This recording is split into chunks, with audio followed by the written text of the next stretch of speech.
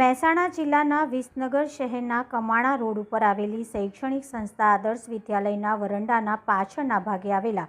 જાહેર રોડ ઉપરની ઝૂંપડપટ્ટીના વીજ કનેક્શનો અને લાઇટના મીટરો કાઢી નાખવામાં આવ્યા હતા, જેમાં ઉત્તર ગુજરાત વીજ કંપનીના કર્મચારી અને અધિકારીઓ તથા નગરપાલિકાના ચીફ ઓફિસર શ્રી પાર્થ ત્રિવેદી, પાલિકા પ્રમુખ શ્રી ઉત્તમભાઈ પટેલ, ટાઉન પ્લાનિંગ કમિટીના ચેરમેન શ્રી મેહુલભાઈ પટેલ, વોર્ડ નંબર 7ના સામાજિક કાર્યકર ગૌતમભાઈ કડિયા સહિત નગરપાલિકાના કર્મચારી હાજર રહ્યા હતા.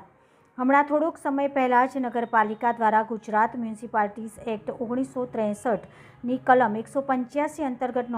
નોટિસો ફટકારવામાં આવી હતી, જેના કારણે આ વિસ્તારના લોકોમાં ફફડાટ વ્યાપી ગયો હતો. જ્યારે આજે તારીખ 2/12/2024ને સોમવારે આ વિસ્તારમાં જાહેર રોડ ઉપર આવેલી ઝૂંપડપટ્ટીના વીજ કનેક્શન કપાઈ જતા સ્થાનિક લોકોમાં એવી ચર્ચા ચાલી હતી કે હવે આવનારા 1-2 દિવસમાં આ દબાણ દૂર કરવામાં આવશે અને આ રોડ ઉપરના દબાણો દૂર થતાં ટ્રાફિકનો પ્રશ્ન હલ થશે.